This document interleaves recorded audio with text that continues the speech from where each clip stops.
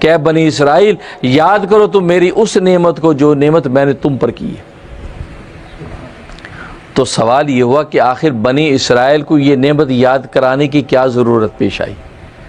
بنی اسرائیل کو آخر خطاب کر کے کیوں یہ نعمت یاد دلائی جا رہی ہے؟ اصل میں بات یہ ہے کہ بنی اسرائیل مدینہ میں رہتے تھے۔ جب سرکار دو عالم صلی اللہ علیہ وسلم مدینہ تشریف لائے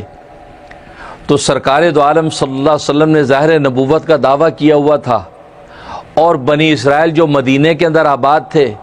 وہ بھی فلسطین سے آ کر اس لیے آباد ہوئے تھے کہ یہاں نبی آخر الزماں پیدا ہوگا، لہذا ہم نبی آخر الزماں پر پہلے ایمان لے آئیں گے اور ایمان لا کر سب سے افضل ہو جائیں گے۔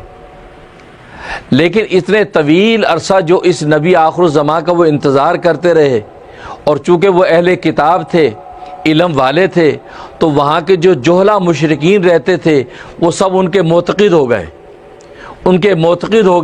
ان سے مسئلے پوچھتے تھے، ان سے زندگی کے رہنمائی لیتے تھے، ان سے زندگی کے مشورے لیتے تھے، تجارتی اور کاروباری مشاورت ان سے کرتے تھے۔ تو گویا کہ ان کا مدینے میں ایک مقام بن گیا تھا، اور وہ یہود و نصارہ مدینے کے اندر ایک حیثیت ان کی حاصل ہو گئی تھی، اور وہاں کے بڑے سردار بن کر بیٹھ گئے تھے۔ اب جب سرکار دو عالم صلی اللہ علیہ وسلم مدینہ آئے تو مدینہ آنے کے بعد اب ان کی طرف انصار جو متوجہ ہوئے ہیں، اور انصار آپ کو نبی مان رہے ہیں اور آپ کی نبوت کو تسلیم کر رہے ہیں، اب انہوں نے یہ سوچا کہ یار یہ تو وہی نبی آ گیا کہ جس نبی کا ہمیں انتظار تھا، اور جبکہ اتنے طویل عرصے میں ہمیں بھی یہاں پر بڑا مقام حاصل ہو چکا ہے، ہم بھی لوگوں کا مرکز بن چکے ہیں، لوگ ہمیں ہدیے دیتے ہیں، ہمیں نذرانے دیتے ہیں، ہم سے مشورہ کرتے ہیں، ہمیں بڑا مانتے ہیں۔ اب اگر ہم اس نبی کو مان لیں گے تو ہم چھوٹے ہو جائیں گے اور نبی مرکز بن جائے گا۔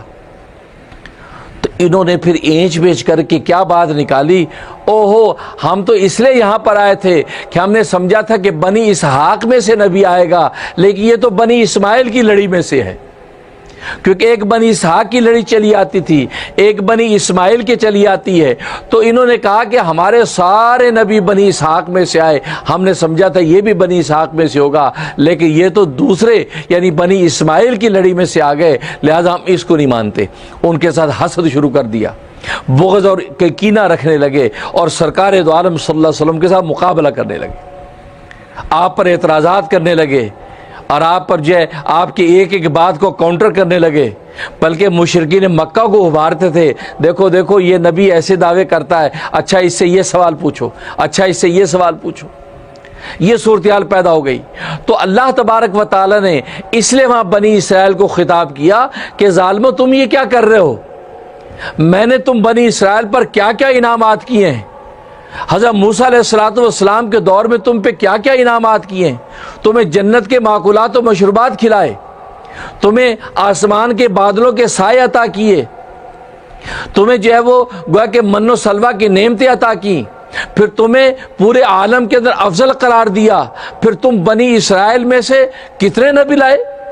اللہ اکبر۔ مفتی اعظم پاکستان مفتی شفیع صاحب رحمۃ اللہ علیہ معرف القرآن میں لکھتے ہیں کہ 1,24,000 نبیوں میں سے 10 نبی نکال کر باقی سارے کے سارے نبی بنی اسرائیل میں سے آئے، یعنی 10 نبی بنی اسرائیل میں سے نہیں ہیں،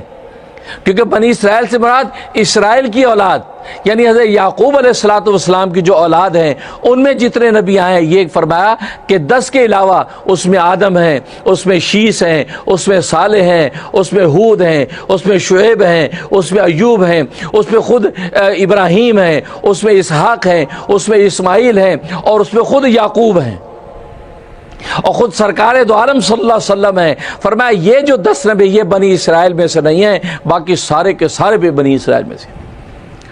تو دیکھو ماکولات و مشروبات کی مادی نعمتوں کے ساتھ ساتھ رتبے اور مرتبے کا یہ انعام اللہ نے عطا کیا کہ بنی اسرائیل کے اندر ہزاروں نبی پیدا کیے۔ تو اللہ اس نعمت کو یاد کراتے ہیں کہ تمہیں اتنی نعمتیں میں نے دی، اور آج میں نے ہی اپنا نبی آخر الزماں بھیجا اور تم اس کے منکر ہو گئے۔ اس لیے اللہ تبارک و تعالی نے خطاب بنی اسرائیل کو کیا، کیونکہ یہ مدنی صورت ہے، سورہ بقرہ، اور مدینے کے اندر نازل ہوئی ہے، اور مدینے کے اندر ہی بنی اسرائیل موجود تھے، اس لیے اللہ تبارک و تعالی نے خاص بنی اسرائیل کو خطاب کر کے کہا کہ یاد کرو اس نعمت کو جو نعمت میں نے تم پر کی۔